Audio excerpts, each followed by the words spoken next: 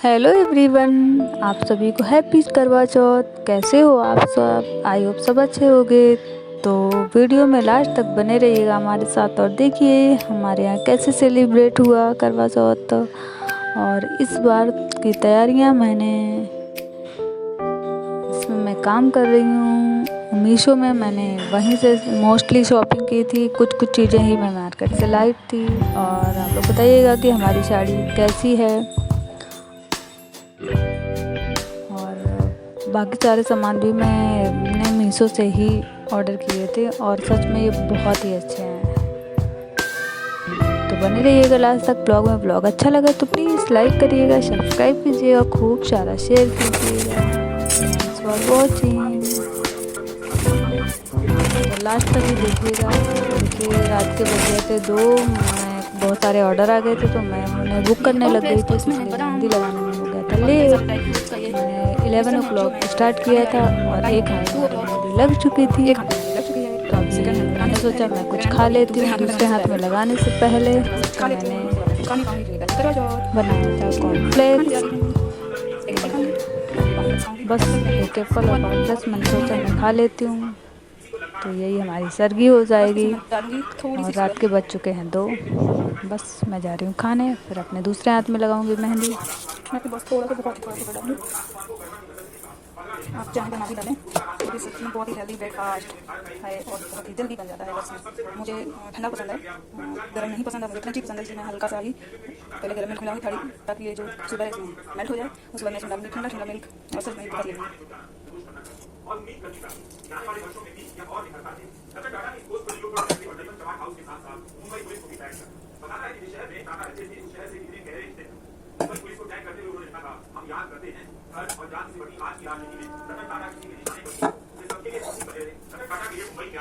बस ये हमारा ब्रेकफास्ट है रेडी।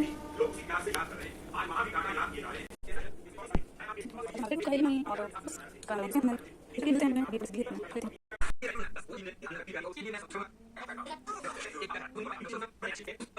भेटलं तर उद्या काय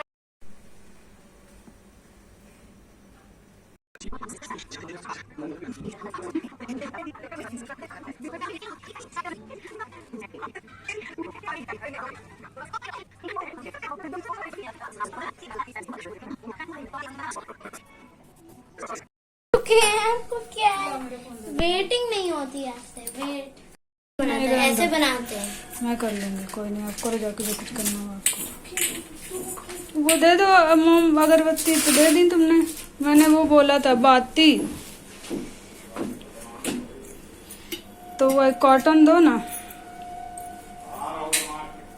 अच्छा बना रहे हो।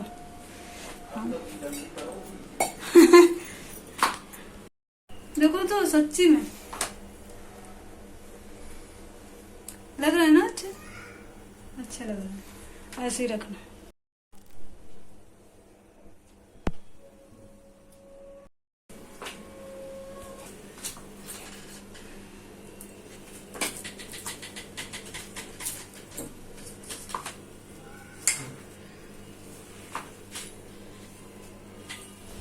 ऐसे ऐसे ऐसे, हाँ ऐसे नीचे से पूरा शुरू से मेरा ऐसे धीरे धीरे करते आओ, धीरे धीरे से। 8 बजा नहीं, 8:45 हो गया।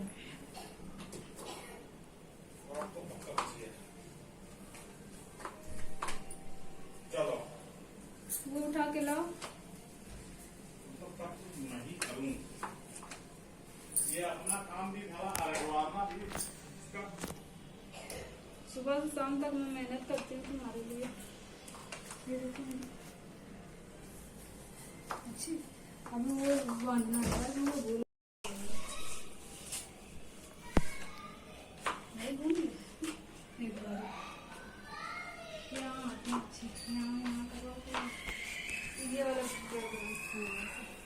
मैं फूल आनी चाहिए। दूर जाओ आप तो पहले मेरा कहीं मुँह कर लेते कहीं। अब आ जाओ, बउआ के साथ आ जाओ। अरे डैडी के साथ आ जाओ। अरे जल्दी आ जाओ, तो बउआ कर देगा साथ। फोटोग्राफर वीडियो बनाना है, हाँ फोटो खिंचवा रहे, वीडियो तो वीडियो ही तो बना रहे ऐसे हैं। ही फोटो भी हम बना लेंगे ऐसे। ये तो नीचे का दिख रहा है जूता चप्पल, तो डबल क्यों करा रहे हैं? वो था ना आगे पीछे का। चलो अच्छा कोई नहीं, ये हो गया। किसी बैग तो नहीं गया, मैं वो चेक कर, माचिस है, ये है, सब है, सब है।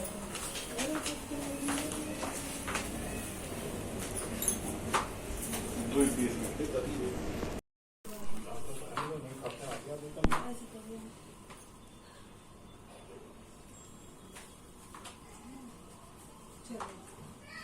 ले लो, आधा ले लो। बंद कर ले।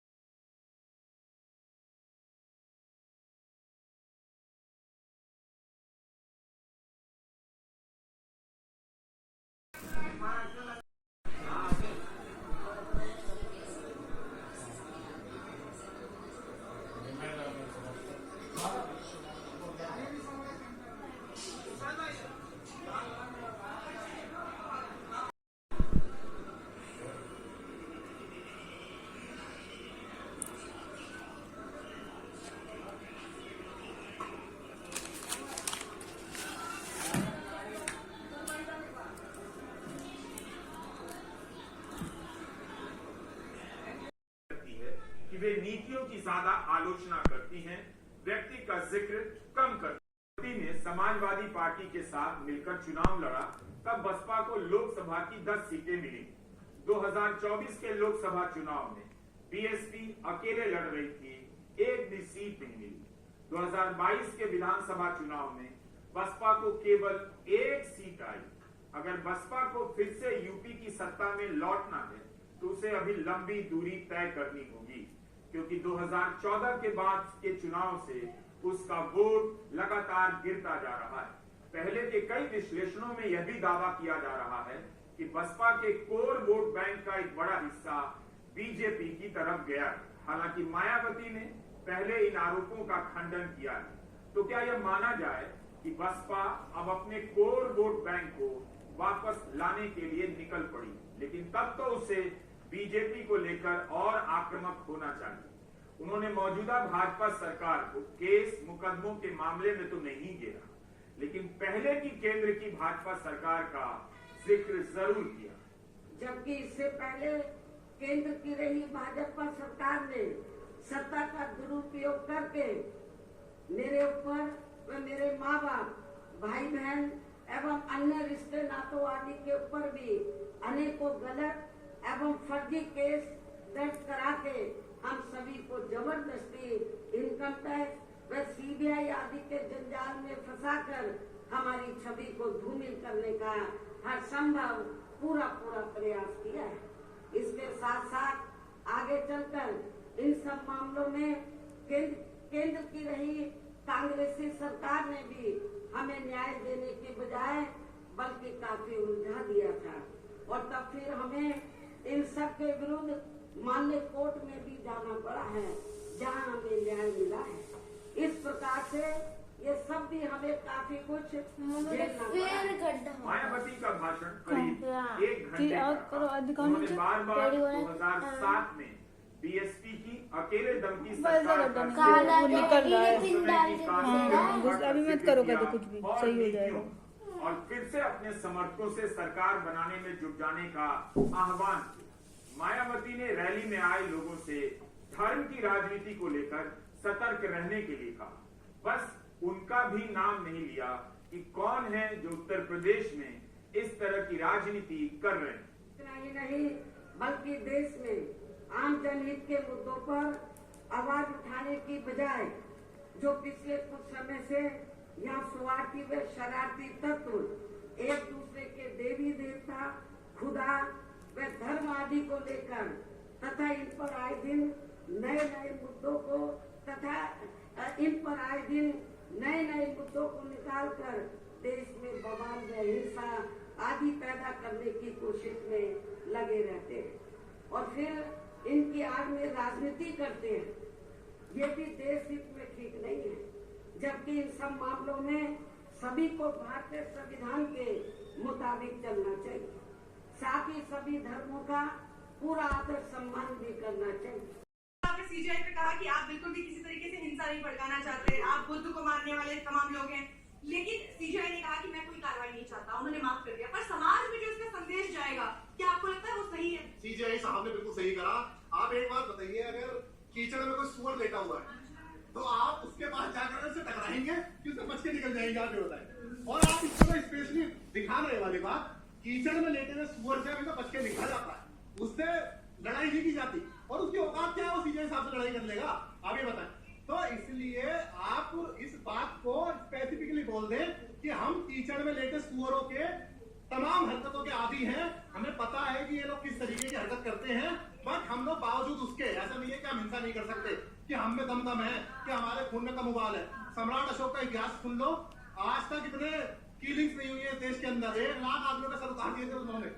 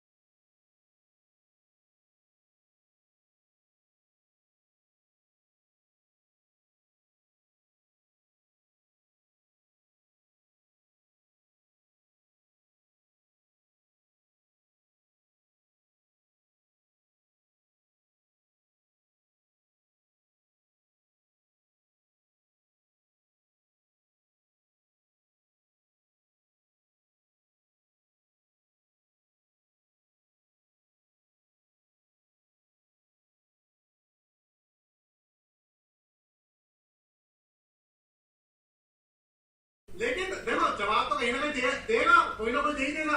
अब ये वाला स्वयं जवाब नहीं दे रहा है तो कोई और स्वयं होगा, कहीं कोई और होगा, कहीं ना कहीं तो मिल जाएगा जवाब तो उसको। ऐसे अपने दोस्त से मिलना चाहते हैं, मगर वो दोस्त मुझसे कभी नहीं मिलता। वो दिल्ली में आके हर शख्स से मिलेगा, हर वो शख्स जो भारतीय जनता पार्टी के करीब है, गौतम अडानी के करीब है, उन सब से मिलता है जाता है, मगर मुझसे नहीं मिलता। क्यों? क्योंकि आप जानते हैं कि मैं उन गिने चुने पत्रकारों में से हूं जो सत्ता से सवाल करता है। तो यह संभव है कि उन्होंने मेरे साथ अभी तो लोग उनके लिए रो रहे हैं, उनके योगदान के लिए शुक्रिया अदा कर रहे हैं। ऐसे ऐसे लोग जिन्होंने कभी किसी सार्वजनिक हस्ती के लिए आंसू तक नहीं बहाए, टाटा को टाटा नहीं कह पा रहे। डेक्कन हेरल्ड ने नतीजे जान दी थी। रिसर्च में पाया गया कि इसके पीछे एक ही कारण था, वोटर के प्रति, अपने समूह के प्रति उनकी वफादारी। एक सीनियर मारे गए लोगों के नाम समर्पित 2009 में टाटा ने 12 फीट ऊंचे स्मारक का अनावरण किया, जिस पर उन्हें 31 कर्मचारी और मेहमानों के नाम लिखे थे जो हमले के दौरान मारे।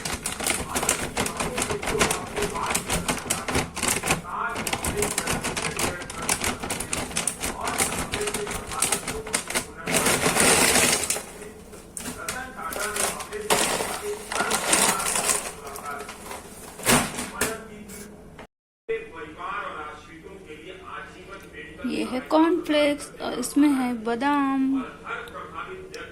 और भी कई सारे ड्राई फ्रूट्स का ये मिश्रण है जो मैं अभी खाने जा रही हूँ। और टाइम हो गया है 2 o'clock और हमारे एक हाथ में मेहंदी लग चुकी है। और अभी सेकंड हैंड में लगाने से पहले दूसरे हाथ में लगाने से पहले मैं थोड़ा सा कुछ खा लेती हूँ, उसके बाद मैं कुछ खा नहीं पाऊँगी क्योंकि कल है करवा चौथ, तो इसलिए मैं खाने जा रही हूँ। एक एप्पल खाऊंगी और ये कॉर्नफ्लेक्स खाऊंगी, और सच में ये कॉर्नफ्लेक्स बहुत बहुत बहुत ही यम्मी है।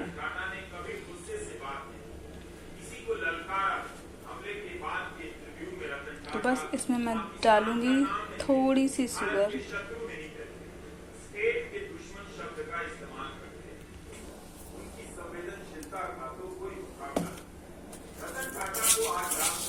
मैं इसमें बस थोड़ा सा, बहुत ही थोड़ा शुगर डालूंगी।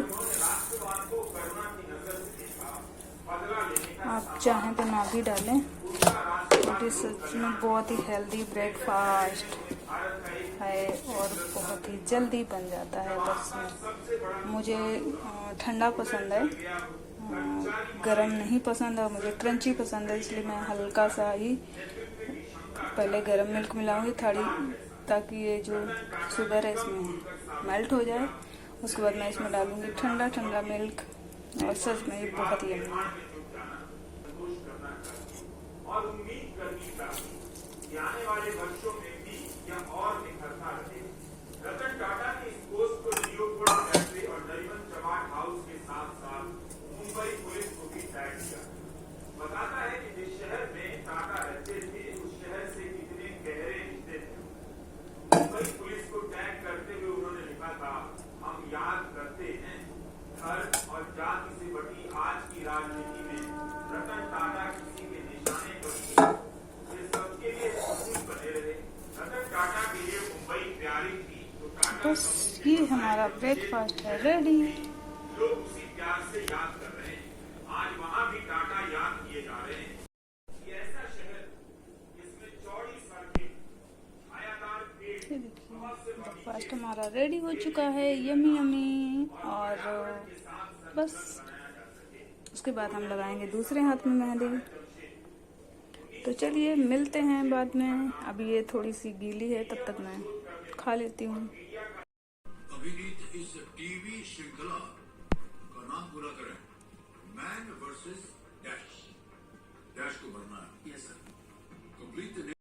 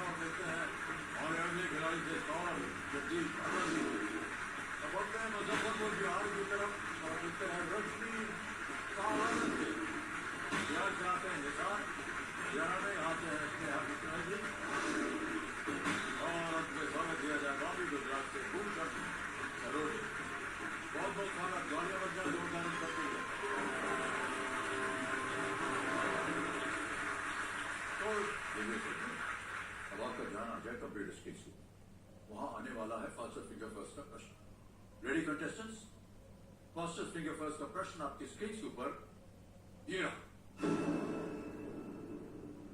इन उद्योगपतियों को उनके जन्म के अनुसार पहले से बाद के क्रम में लगाएं। Arrange these business leaders in the chronological order of their birth. और आपके ऑप्शन है ये आपके सामने। A. Jamshedji Tata, B. Mark Zuckerberg, C. Dhirubhai Ambani, D. Steve Jobs. Jamshedji Tata, Mark Zuckerberg, A. Zuckerberg, C. Dhirubhai Ambani, D. Steve Jobs. समय समाप्त हो गया। आइए देखते हैं सही क्रम क्या होना चाहिए इस प्रश्न का। सबसे पहले जन्म हुआ A. जमशेदजी टाटा 1839 39 में। C. धीरूभाई अंबानी जी का हुआ 1932 1932 में। फिर आते हैं स्टीव जॉब्स डी पे 1955 में, और अंत में भी मार्क ज़करबर्ग 1984 1984 में जन्म हुआ। ACTB ये है सही क्रम। आइए देखते हैं किन किन लोगों ने इस क्रम में उत्तर दिया। तो डी को छोड़ के सभी ने सही जवाब दिया। सबसे कम समय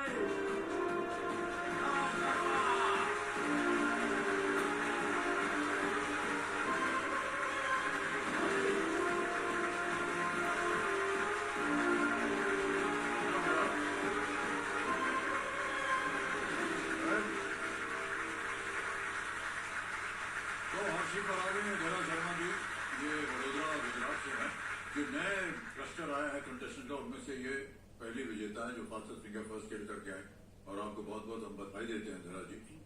और आपके साथ हम देख रहे हैं कि आपकी माता जी हैं। हाँ जी। और आपके भाई साहब हैं। हाँ। प्रणाम करता हूँ आपको। और आपके ऐसा माना जाता है कई बार जब हम आते हैं यहाँ पर तो हम आपसे पूछते हैं कि आप अपने बारे में कुछ बताइए। हम आपकी माता जी से पूछे, माता जी आप बताइए अपनी पुत्री के बारे में कुछ।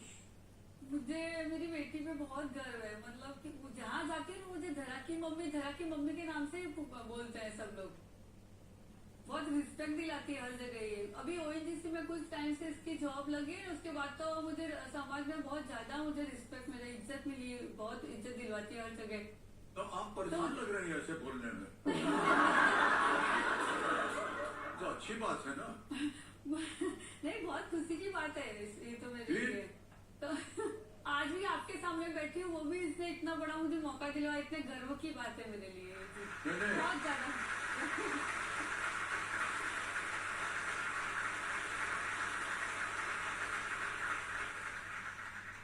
जो परिवार की जो संतान होती है, बेटी हो पुत्र हो, जब वो परिवार के लिए कुछ ऐसा करती है जिससे परिवार का नाम होता है, तो ये तो बड़े गर्व की बात होती है। धरा आपको हम बहुत बहुत बधाई देते हैं कि आज आपकी माता जी यहाँ बैठी हैं और एक प्रेरणा स्रोत रही हो आपके जीवन में हमेशा। जी सर, मैंने हमेशा ही मेहनत करते हुए देखा है मेरे पेरेंट्स को, चाहे मेरी मम्मी हो या मेरे पापा हो। तो सर उनसे मैंने सीखा है कि कैसे आगे बढ़ सकते हैं मेहनत करके। और दूसरी बात सर, मैं जहाँ से आती हूँ ना, वहाँ पे ये सोचते हैं कि लड़कियां हैं तो ऑब्वियसली उनके लिए एक शादी प्रेफरेंस है, करियर को थोड़ा सेकेंड गियर में आप रखिए। पर मेरे पेरेंट्स ने हमेशा सर मेरी पढ़ाई को एनकरेज किया है। मुझे बोला है कि तू पढ़, तेरा करियर बना, बाकी सब चीजें, एक एजुकेशन एक वेपन है जिससे हम बहुत कुछ कर सकते हैं सर। तो वही हमेशा से उन्होंने मुझे शिक्षा दी है और मैं यहाँ पे उन्हीं की वजह से पहुंची हूँ सर। बहुत अच्छे ख्याल है। ये बिल्कुल सही कहा आपने। आजकल बहुत सारे हमारे जैसे कंटेस्टेंट्स आए हैं, उनके मन में बस यही बताया जाता है कि पढ़ो लिखो मत, क्योंकि आगे जाकर ब्याह करना है और टोका वोका संभालो। वही सर, और मेरी पर्सनालिटी भी सर वैसी है, मैं एम्बीवर्ट हूँ। बचपन से मेरे पेरेंट्स ने जब मुझे एनकरेज किया तो उन्होंने ये भी बोला कि तुझे जो करना है वो कर, तो उनको पता है कि ये करेगी एक दिन। आपने एक शब्द इस्तेमाल किया, एम्बीवर्ट। एम्बीवर्ट सर, वो क्या होता है? सर बेसिकली एम्बीवर्ट मतलब मैं सर एग्जांपल देती हूँ। कुछ लोग हैं सर हॉट सीट पे आके ना बहुत ज्यादा बोलते हैं, कई बार आपको भी नहीं बोलने देते सर, वैसे लोग होते हैं। अब सर इंट्रोवर्ट होते हैं, जो लोग आप बोलते हैं कि देवी जी ये बताइए, देवी जी वो बताइए, पर वो बताते नहीं है, वो शर्माते या शाय होते हैं। वो भी सर अच्छी क्वालिटी है, पर वो इंट्रोवर्ट्स होते हैं। मैं सर कहीं ना कहीं बीच में फॉल करती हूँ, एम्बीवर्ट। मैं सर चुपचाप बचपन से लेके अब तक पढ़ती थी, पढ़ के हम जैसे लोग ना सर कुछ करके दिखाते हैं, तो ये है सर एम्बीवर्ट का। हाँ सर, बीच की पर्सनालिटी। ये आज पहली दफा हमने सुना। मैं इसलिए थोड़ा सा समय ले रहा हूँ, तो मैं सोच रहा हूँ कि मैं कौन हूँ।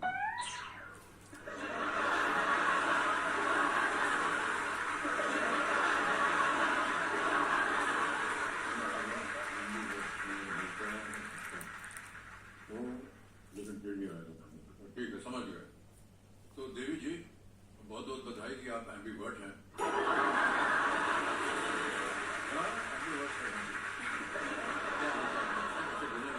ओके जरा जी, खेल की ओर आपका ध्यान आ जाए।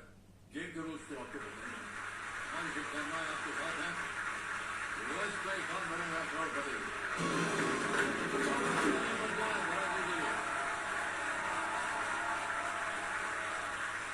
पहला प्रश्न 5,000 रुपए। जरा जी ये रहा आपके सामने।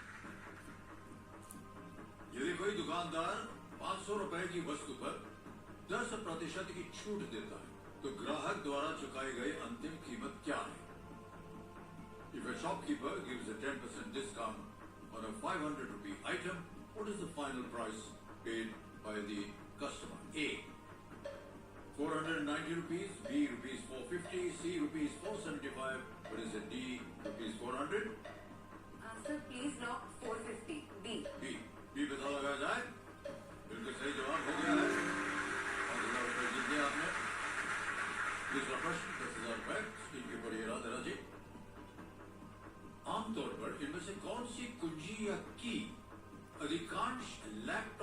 कीबोर्ड पर मौजूद होती है.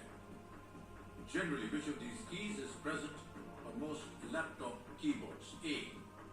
Submit. B. Register. C. File. D. Enter. Sir please lock D enter. D पता लगाया जाए. बिल्कुल आपने सही एंटर किया है और आपने जीत लिया 10,000 रुपए. आगे चलते हैं इसी रफ्तार से. तीसरा प्रश्न 15,000 रुपए. ये रहा आपके सामने धरा जी. पक्षियों को देखने के लिए आप आमतौर पर इनमें से किस उपकरण का उपयोग करेंगे?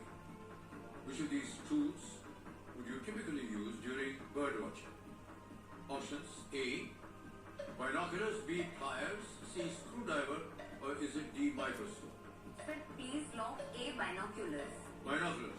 Binoculars कह रहे हैं एक उतार लगाने के लिए कंप्यूटर. बिल्कुल सही जवाब हो गया. 15,000. और फिर जरा ये आगे चलते हैं. ये है As women, our bodies have different needs. One such need is intimate hygiene. Vaginal skin is thinner and loses more moisture. This can lead to extreme dryness and unbearable itching. The best we Yes, yes. वो sir तो पूरी दुनिया में सब लोगों को plan पसंद है, लेकिन आपके जितना किसको पसंद होगा? वाह वाह, धन्यवाद आपका. प्रतिनिधि बहुत खुश हो जाएंगे कार्यक्रम देख और करके. सर एक और वर्ड है जो हम सभी के लिए है. जो इंसान बच्चन सर को, एबी सर को पसंद करते हैं, हम उसे क्या बोलेंगे? बच्चनोफिलिक.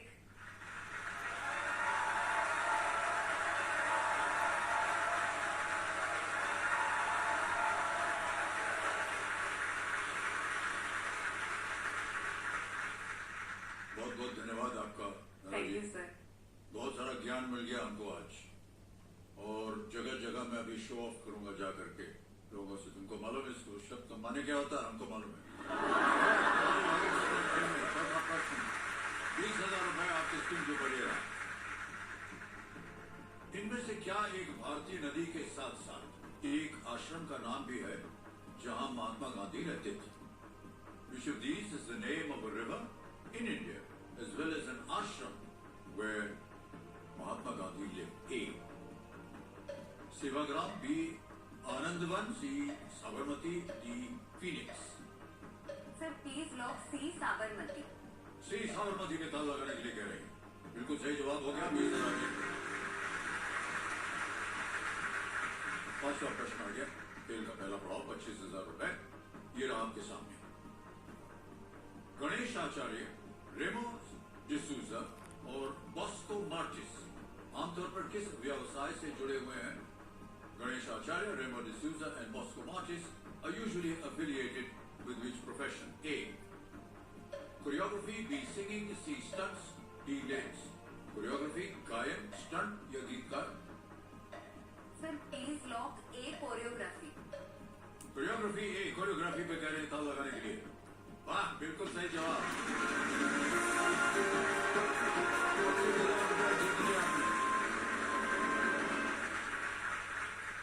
अब आएगा आपके सामने छठा प्रश्न 50,000 रुपए और यहां से मिलेंगे 60 सेकंड.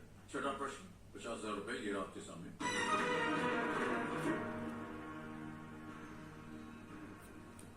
श्री ओम प्रकाश चौटाला किस राज्य के 5 बार मुख्यमंत्री रहे थे?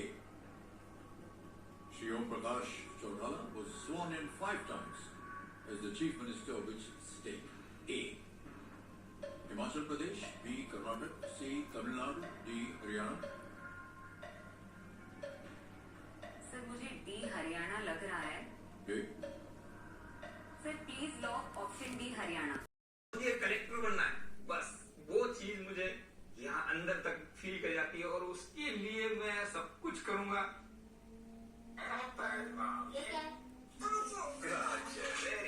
एक बाप क्या चाहता है?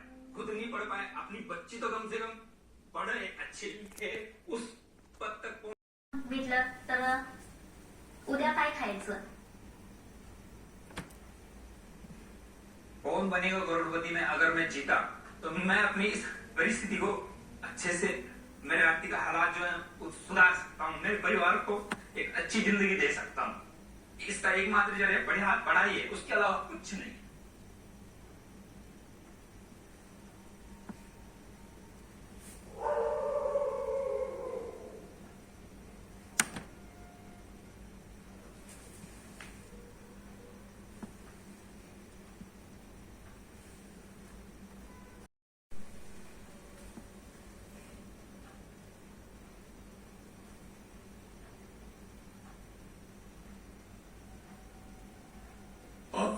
आपने कहा कि 8वीं कक्षा तक आपने शिक्षा प्राप्त की, क्योंकि उसके बाद आपके पास साधन नहीं थे और आपको कमाई करनी थी, क्योंकि पर आपने यही क्यों चुना कि आपको इस तरह का काम करना चाहिए?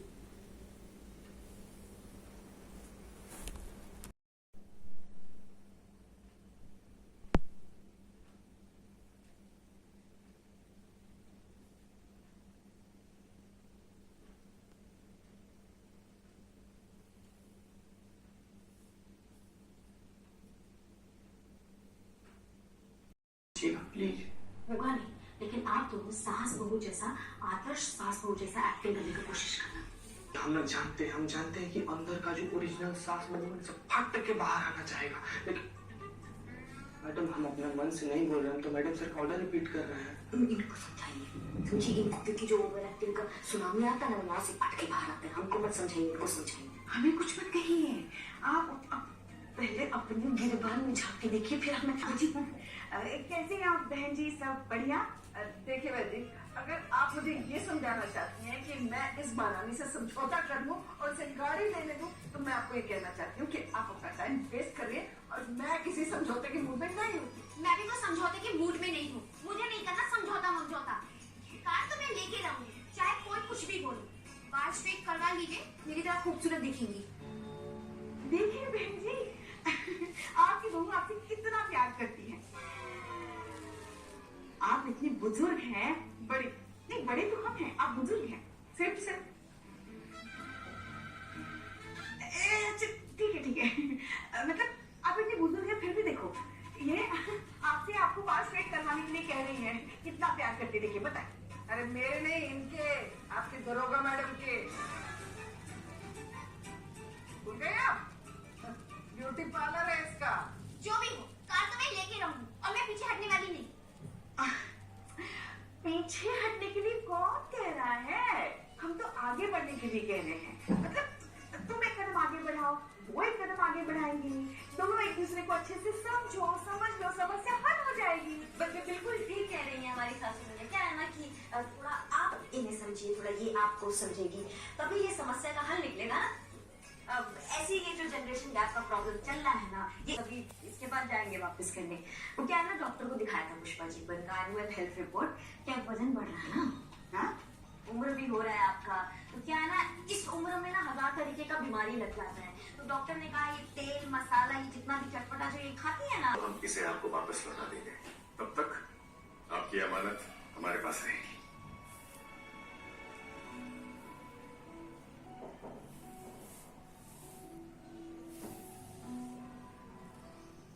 वैसे सास बहू का केस कैसे चल रहा है?